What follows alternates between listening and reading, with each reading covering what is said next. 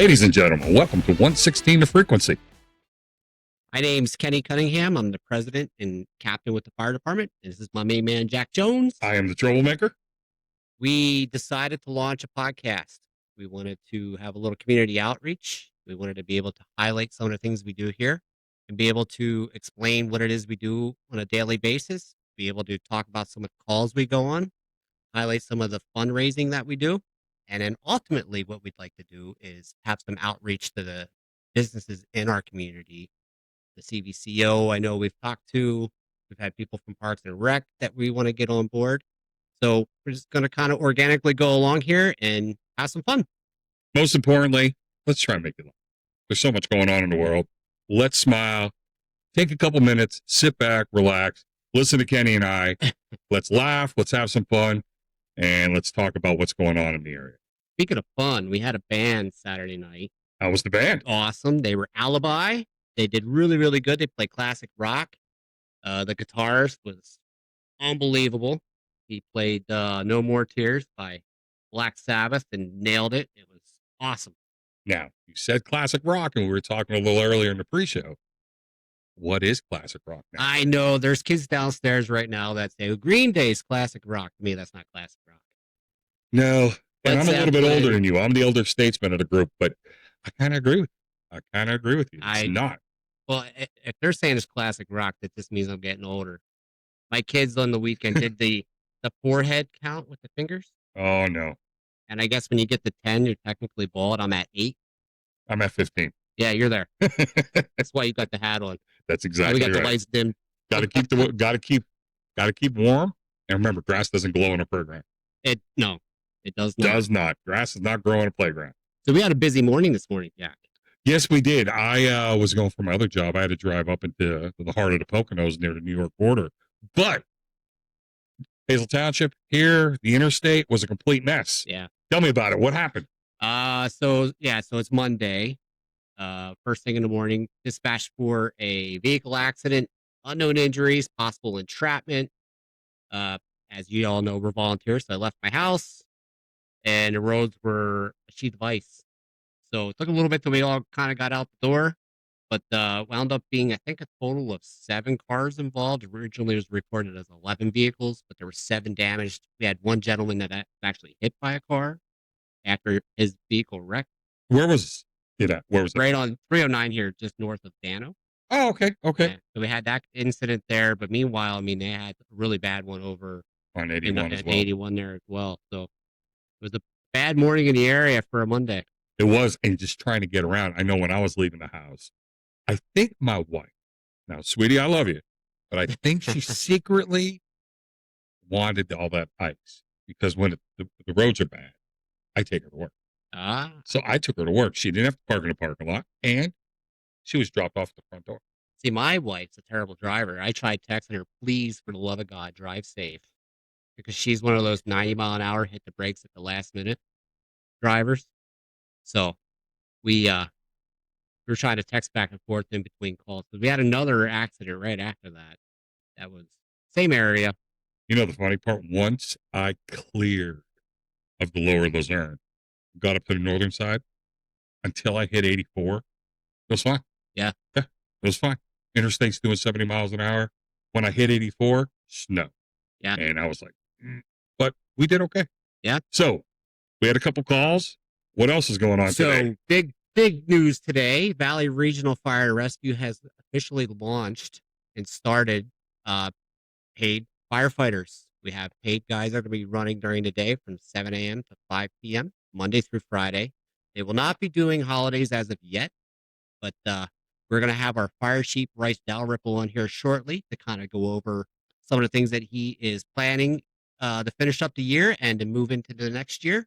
So we'll take a little break, and when we come back, we'll have Mr. Dalrymple with us.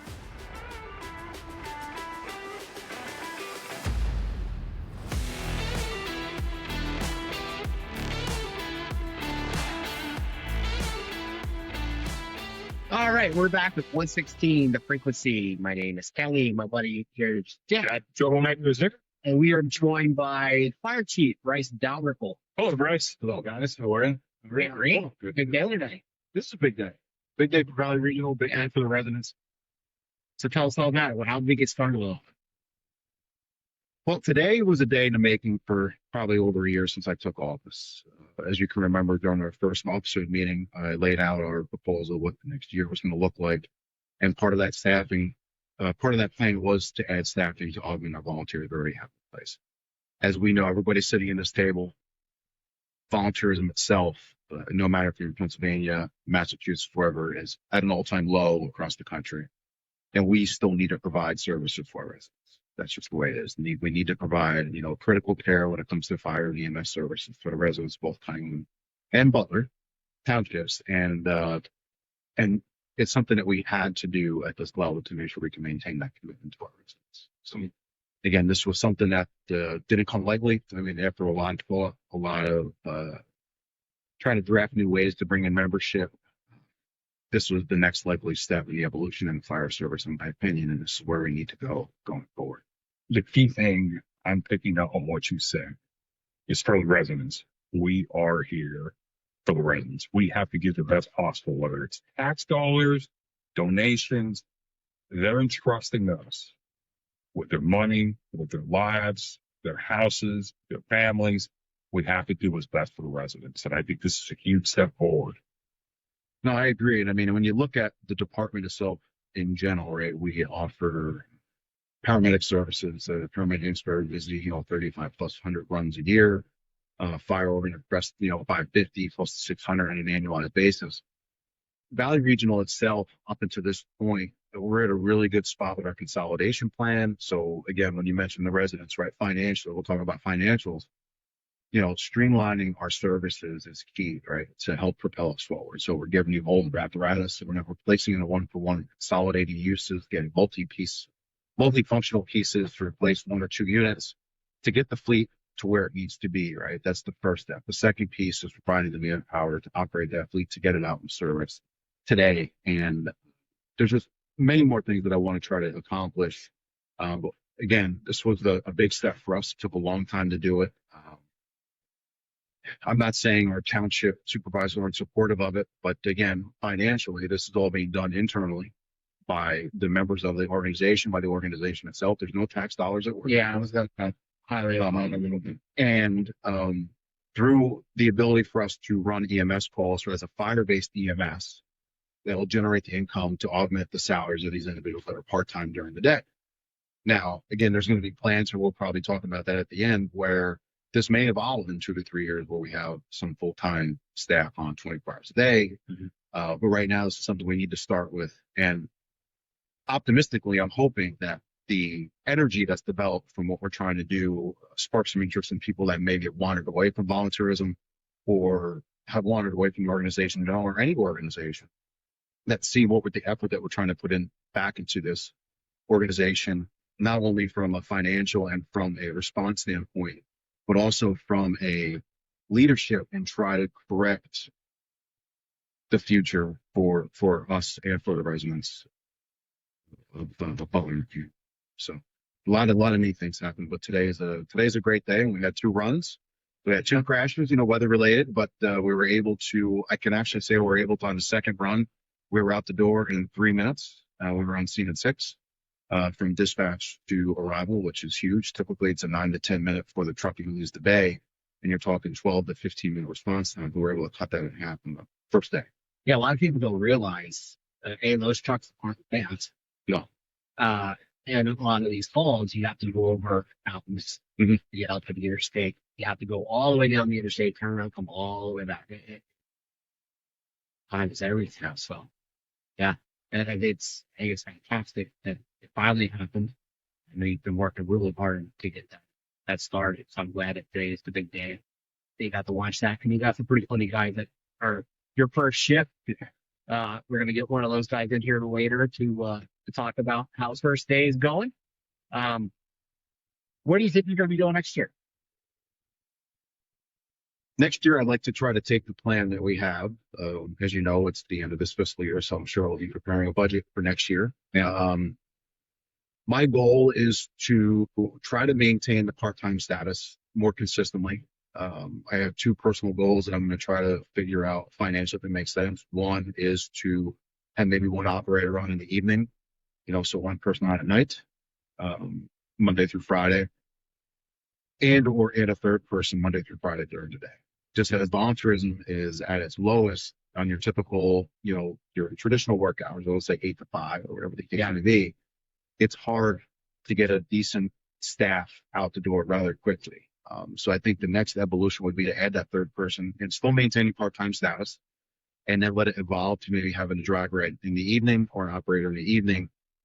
And then in 3 to 4 years, we could talk about a 5-year plan by maybe having a couple full-time staff people on 24/7 and just help build it out. And maybe by that point, I never want to say the word regionalization, right? But strategic partnerships with some other municipalities to help support that maybe have a similar mindset that can support and get, joint dispatch to calls where we could put 1 or 2 pieces on the road that are staffed versus, trying to put 6 or 7 trucks on the road to get 6 or 7 people. Fantastic. So, Brice, if I can, 2 points.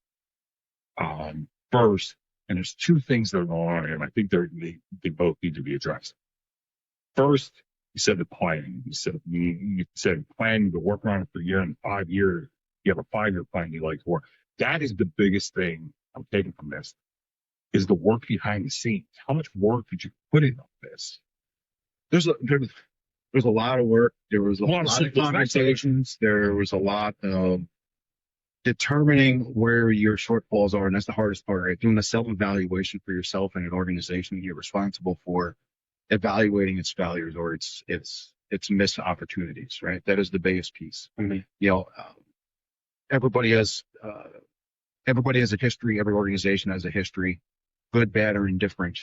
You need to push that aside and not let history dictate what the future holds, right? And for me, it was to go in and, have some unsolicited conversations with the staff, the members that have been here a longer time than I have, and just try to understand where the history falls into and how that equates to where we've missed as an organization. And it's just a lot of opportunity where you put it on paper, like, where do we fall short? They make your high 10, then you pick your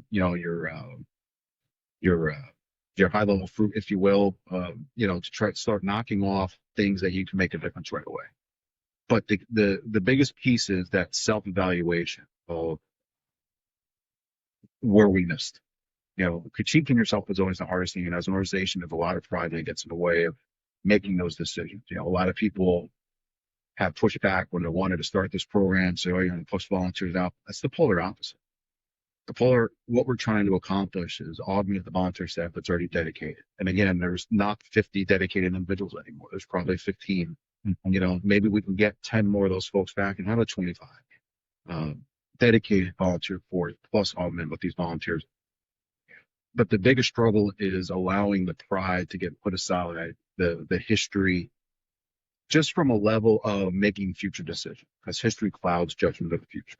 Because I'm a firm believer in, we do not say this is what we've done and this is how we've always done it. And because the buyer service evolves, and if you always do things the way you've done it, you're never going to propel yourself forward. 100%. 100%. One of my first chiefs, I always say, if you spend any time around me, I always say there's 2 things. First, water solves 95% of everything. Sorry to all the truckies out there, but water solves 95% of our problems. And second, one of my first chiefs always say, simplicity is excellence. Real simple. You don't have to reinvent the wheel for everything. Yeah. Okay? Not to say we're not changing, not to say we're not evolving. That's great. We have to. But don't change just to change. Okay? We've done it this way. No, absolutely not. Let's look what's better. Let's keep it simple. Make it simple for everybody. I also like what you said about the volunteers. We need the volunteers. This program will actually help extend our volunteer service, because now they don't have to come out for every single little call. Some of the, I don't want to say nonsense calls, less severe calls, nuisance calls. Exactly. Maybe they could take the car. Hey, I can stay at home and watch. I can play with the cat. I can do whatever I'm doing. But it'll give them a little more time for the big call. Most people don't realize, and both of y'all could say, running calls is probably about 15% of what we do. What y'all do, being the president and the fire chief, If we sat down and put the hours to that, oh my goodness, that's crazy. It's absolutely crazy. And most people out there don't realize that. Our bar members that don't realize that. I know my family that's a resident here in the Valley, and just all of our residents. They don't realize how much time actually goes into being a volunteer. This, hey, maybe it'll free up some of that time. Maybe it'll help the longevity. We'll keep the volunteers a little bit longer. Yeah. Don't burn it out. Exactly. But let me 100%. 100% sense. Like, somebody had the opportunity to, we'll say, nuisance call, smells and bells calls at some of these syphilitic facilities around the area that are frequent flyers with automatic fire alarms. Somebody doesn't have to drive 3.5 miles to know they're going to get canceled. They're more apt to come out when something else is maybe more urgent nature. Sorry. So I agree. I just think changing the direction of an organization is a challenge in itself, right? Getting people to buy into that direction is the secondary piece. But once it happens, things fall into place. When I see this in my private world, changing the dynamic of an organization or managing, the merger of two very large organizations together, on the business private side, there's always resistance from each side. But at the end of the day, when it's together, they're like, oh, I can't believe this didn't happen before, or, this was a lot smoother than what we envisioned. Or again, I'll go back to saying, starting out something negative makes the whole situation negative, right? And if you go in with an open mind, you may find yourself surprised in a good way that it's not a bad thing. Exactly. And that's one of the biggest struggles I have. When you say they are not being a native to the southern Luzerne County, I've just noticed that pride, history, and stubbornness is 3 key things in this area here, and that prevents a lot of things from happening. And that's my opinion. Maybe that's I may catch flack for that, but I think that's what happens to this area. Being free in the area. Oh, I'm sorry. No, we talked about that a little bit. That's when you're free. Yeah. And where I came from, Probably one of the most progressive areas in the state. I'll say it, and I'm not from it. and the fire department that I ran it with, it's not the most progressive, but compared to others that I've seen, they're pretty progressive. They have good equipment. They have a great rapport to their community, their township. I don't know what the secret sauce is, but as soon as you travel away from there, it changes. It's not as active. It's not as aggressive as it should be. What you're doing, is commendable. I hope it's successful. 100%. Right? We have a lot of work to do. We work together on a lot of that stuff. But what's your plan for the culture? How do you think we're gonna change the culture to really embrace this plan? Because that's really the hard part with all of this, right? So Culture is a tough thing, right? I think people use that word culture in a multitude of different ways rather than what it actually is, right?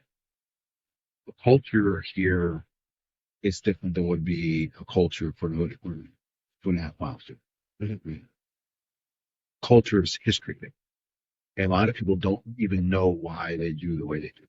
yeah, So I think the word culture to me is probably not the right term. I need to change the environment. And then once the environment changes, everything else will follow suit, right? You use the word progressive, right? You'll have people that now want to train. You have people that now want to stay and just clean up. You'll have people that want to come and sit around the back of the bay table and have a conversation. Yeah. Today was a day that we've missed for a long time. We had 15 people sitting around the back of the bay table, just talking about life and They're the best. house and walls. They're the best. That was a great afternoon today. Yeah.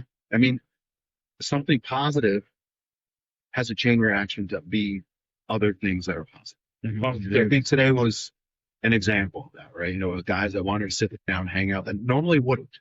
Yeah. They pop in, say hi, and leave or do whatever, but they all sit down. We had coffee, we had conversation. We just talked about life. And those are things that we missed, right? Because that's your culture. It's friendship and embracing what everybody has to offer. And the organization is not a culture. Right? The organization will be here while I'm from belong. The organization will be here after you're gone. Yeah. It's what we leave behind is what matters, right? That's not the culture. That's a precedent and moving the program forward. And and looking towards the future, not looking towards today.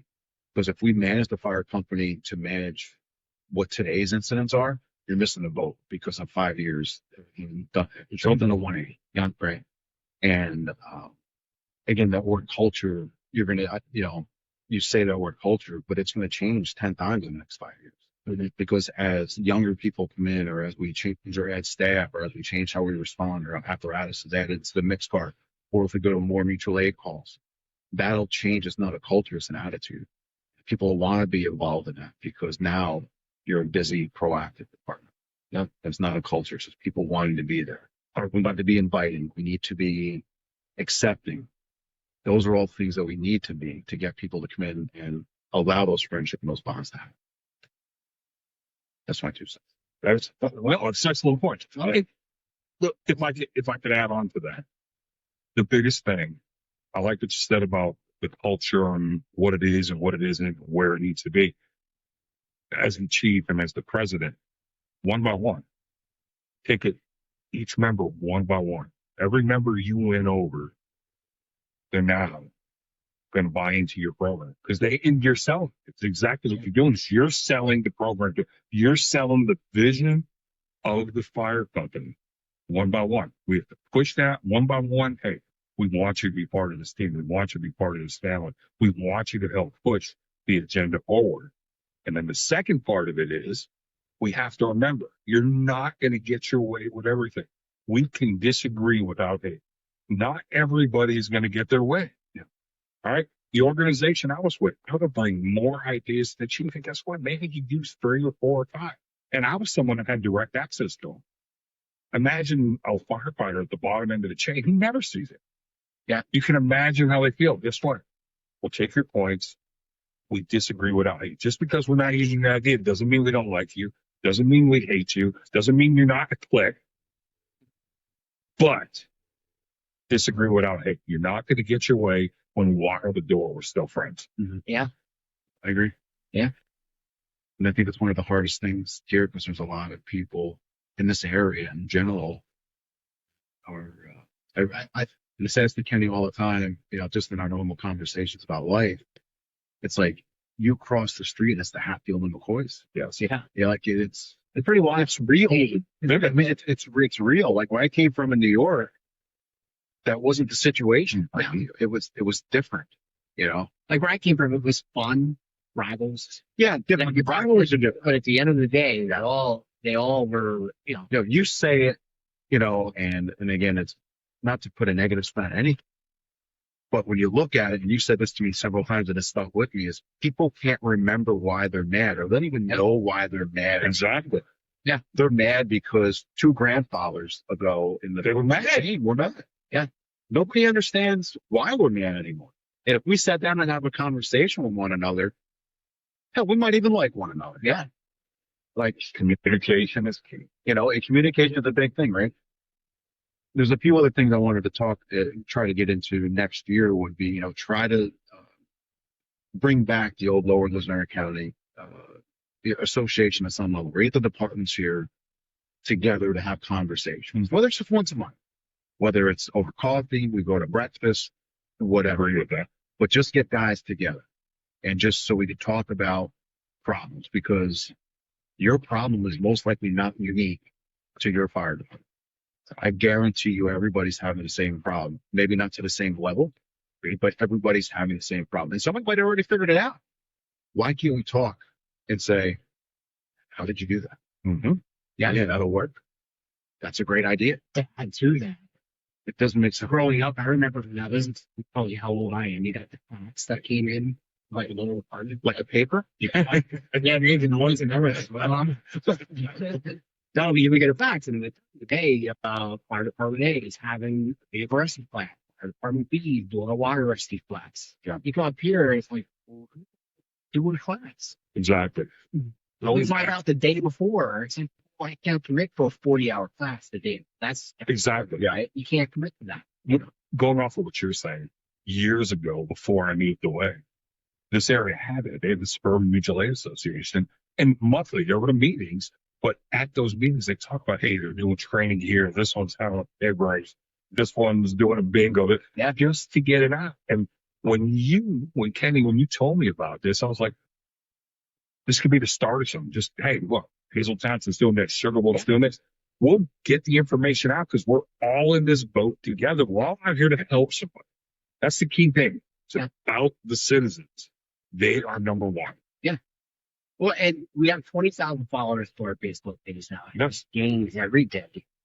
You get a notification, you follow, right? Which is fantastic. So when we use that for a business or a startup business in our community, that's another thing. Hey, Corey, we want to talk to you. We want to see what your business is, and see what kind of services you're providing. If it helps them, well, then we did our job. Exactly. We help somebody, Yeah. right? So it's not just Exactly. necessarily an emergency situation. If we can use our resources to help somebody else, and we're still providing a good service to the community. So We are stewards for the community. Yeah. They trust us. Let's help them. Yeah. 100%.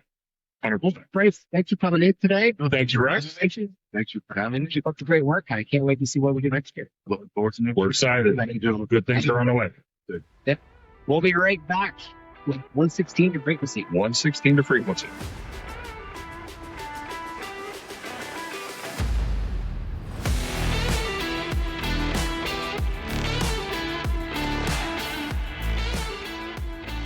We're back, 116 to frequency. Kenny and I are back, and now we have one of our part-time paid firefighters, a paramedic, and the deputy chief in the Nuremberg Volunteer Fire Department, Abe Demshock. How's it going, buddy? Hi, Kenny. How are you? I'm doing fantastic. So, why do you think we're talking to you today? I don't know. It's a What's good special? question. What's special about today? That's a good question, Kenny. So, Dave here is one of our first employees on the fire side. You're working your very first shift today. How's it going so far? Okay. What'd you do? Oh, we did one call. We had There you go. breakfast. We had lunch. We went over some equipment on the apparatus. Did Bryce buy you lunch? Don't lie. No, Don't he lie didn't. to him. Did he buy you lunch? No, Gabe did. Gabe bought you Gabe bought lunch? lunch? Okay. I thought for sure Bryce bought you We got lunch. coffee and donuts out of Price this morning. Yeah. Yeah, donuts look a little stale. No, they Don't- were don't fresh. tell him They I were said- all right. Don't tell him I Where said they that. dunk it. Yes. Okay, Okay. there's a standard where I pull them. All right. So how many shifts you plan on working? 1 or 2 a week. 1 or 2 a week? Yeah. Very good. So what do you like more? You like fire? You like rescue? Do you like EMS? What's your favorite thing you like to do? Like to dabble in? Well, EMS is the living. I like Yeah. the fire. The EMS fire and the pays the rescue bills. side. So Yes. EMS wise, you're a paramedic, correct? Yes. How long have you been a medic? Since 7 years? 28 years. 28 years. 9 to 7. Yeah. I thought it was 1977. I'm sorry. It's my bad. My bad. It's okay. It was the hairline. Is that what it is? No. See the 10 Grass year does rule? not grow on a playground. I feel this, man. All right. Well, we're not going to keep you long. We just wanted to kind of have you in, talk to you a little bit about how your day was going. Anything else for him? Dave came in first part-time day. All right. Yes. Obviously, it's a big day for the Valley, so that's great. It made history. We did. We Yeah. did. Someday we'll be on Jeopardy. Oh, You'll be on Jeopardy. Yeah, You'll who was be the on first Jeopardy? crew that worked the Valley? I'll take that for 1,000, Alex. But came in, y'all had calls right off the bat. The roads were icy, black ice everywhere. After that, some training, typical day. Vehicle checks. Those. We got those in today. Fantastic. We're here, like we said, number one, for the people, for the citizens. We want to make sure we can get help. One of the things Bryce said earlier, I like, how fast did y'all have the trucks on the road this morning? 2-3 minutes? That's great. Yeah. And think about it. If it's your grandmother, if that's your child, if that's your best friend, look how fast we're going to help.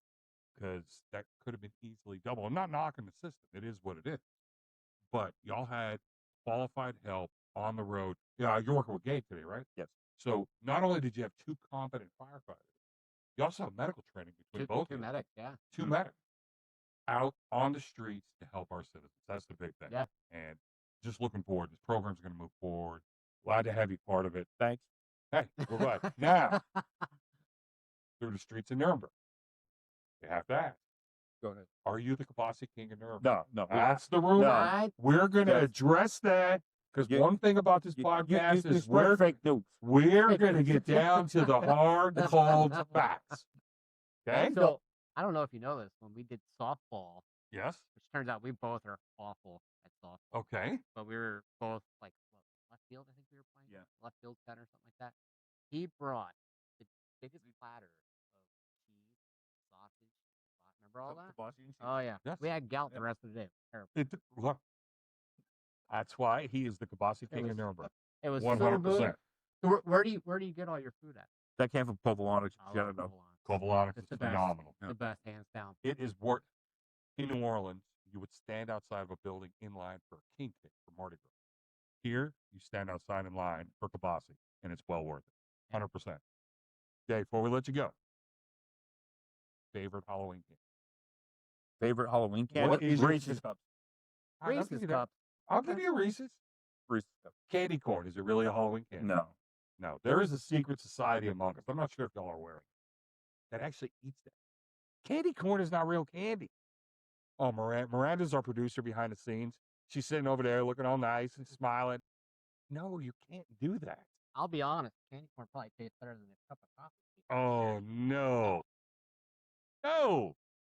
That Dasante water we were talking about during the break, I need to rinse out my mouth. It is what it is. All right, Reese's All Cups will right. take that. Dave, thank you very much.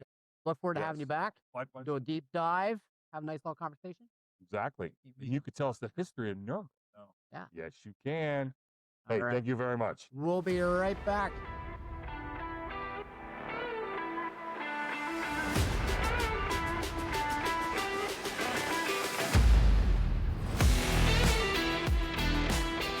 Welcome back to 116 The Frequency.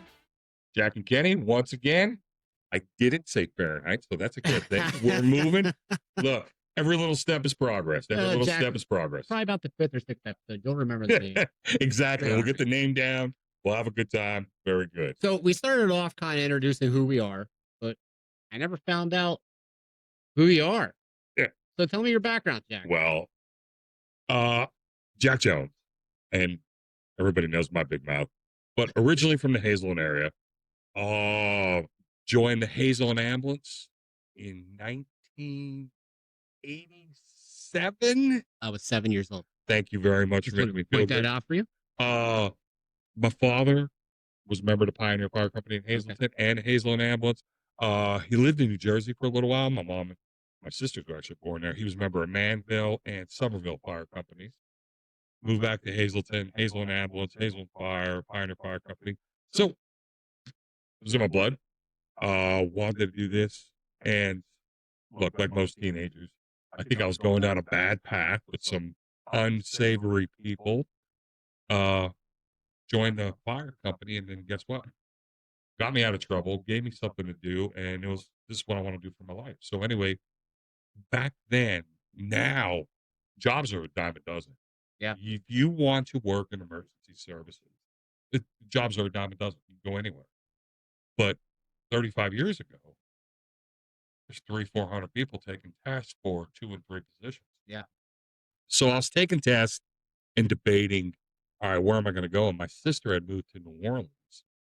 And I remember my mom and my sister told me, they said, hey, why don't you move to New Orleans? Well, give it a shot down here. Great. Moved. Had a job with Priority EMS. I'm running EMS in the city of New Orleans, just having a blast because I think I was 21 at the time. Took the test. Jefferson Parish 3rd District hired me. I started working, and then I stayed there 5 years. In 1998, I had, like most firefighters, I wanted to work for a bigger, busier fire department. So I was taking the test for New Orleans, and my captain at the time told me, why don't you go take the test for St. George? Upstart fire department. They only had a handful of people, but it was ground entry. You get to build the fire department. So I took the test for New Orleans, took the test for St. George. New Orleans called, went through the physical, passed everything. St. George called, and I chose St. George because they offered me $3,000 more a year. And the rest is history. Held every civil service rank, from firefighter to assistant chief, tour commander. I did that my last couple of years. Retired. The only person to retire and move back up north. And that's what I did. I left the Bayou after multiple hurricanes, floods, the police shootings in 16. So we did a lot, unfortunately. Some good, some bad. Wouldn't trade it for a world. Would not trade it, but we relocated back up here. My wife is a nurse at the hospital. My daughter recently graduated. She's a nurse at the hospital as well. We moved here because look, you're 2 hours from everything. Yeah. You want the largest city in the world? Go get it. New York's right there. Philly's there. Allentown. You want to take a ride into the Finger Lakes? There's wine country. Go over to Pennsylvania Grand Canyon. Everything is within 2 hours. It's not a bad Hour and place a to half live. south, sweetest place on earth. Exactly. Hershey. Yeah. Yeah, but you can go to Hershey, you go to Pottsville, see, and there's so much. People say there's not a lot to do. Now your wife, she's from here? No, She's my not from wife here. is a Cajun. If you listen to her talk, you'll believe that 100%. I love her to death. She's a phenomenal cook. But yeah, she's from Baton Rouge, born and raised. How does she And- like the winters up there? Well, like she says, for not having the miserable hot summer, Yeah. putting up with 2 or 3 months of winter is not horrible. Not to put words in her mouth, but I believe she enjoys the 4 seasons. She always says that. Because look, it's great when you have spring. Spring's beautiful. You get a summer. Summer comes in. Fall, the leaves change. You drive around, see the leaves, it's pretty. Then you got winter. But 4 seasons as opposed to hot and not so hot. That's Yeah. all we had there. And don't get me wrong, I love my time in Louisiana. Dear friends, did so much. Grew up, became a man down there. But it's nice being back here. It's nice 4 seasons. It's nice being able to take a ride and go to New York or drive and go to Hershey and go down to Philly. It's great. I miss the Saints. I miss some of the food. I miss some people. But it's nice being back. Yeah. Good gumbo. My wife's gumbo, as Dave calls it beef stew, but her gumbo is phenomenal. So Ew. It's Dave. it's Dave. They put Gabasi in their bottle when they're little, so it's all right. But yeah, her gumbo, you're gonna have to try it. I'll get her to make some. Matter of fact, we might even bring some to the Christmas party we're gonna have there. I like But- that. Look, can't complain. Fire and emergency services have been my life for the last 30 years. And I'm sorry, well, almost 40 years, but as a career firefighter for 30 years. Not complaining. I loved it. But it's nice to be on that next part of your life. We love having you here. Oh, well, thank you. You know, I only met you a few years ago. Mhm. I've always heard the legend of Jack Jones, Oh. but I've never met you. I don't know if the legend's And good. to meet you is a treat. Mm-hmm. To be able to call your friend Thank you. that much more. Well, I'm Because glad to call have you a lot to friend. offer. You're top-notch guy. You Thank you. always have something to say, which is great. And Sometimes. everybody knows when you're in the room because your voice carries. 100%. Yes. I learned to whisper in a sawmill. So that is my side of the coin. How about you, Kenny? I know you're So, from the Harrisburg area. I am. I grew up Londonderry Township, which is where 3 Mile is. Oh, Just like you, kind of going down the wrong road Mhm. at a young age. Let me back up. So I was 11 years old. I got hit by a car. I was drag racing, hit me about 70 mile an hour, dragged me 55 feet across my grandparents' parking Ooh. lot. My grandfather owned a TV business. Thank God it was stone and not pavement. I Yeah. slid, but broke everything in my left leg, ripped all the skin off my back. I remember the paramedics cutting all my clothes off. And I remember them telling, "Oh, you're going to be okay."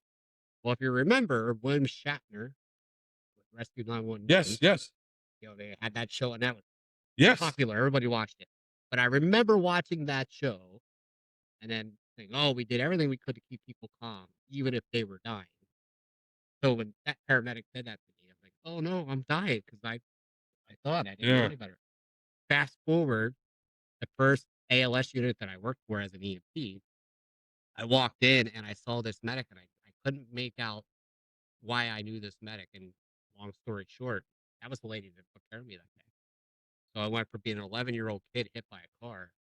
One of the first medics I got to work with was the lady that took care of me as a little kid. So it was kind of cool That's great. to see Yes. where I progressed. But in the middle, like every teenage boy, I was going down the wrong road, Mhm.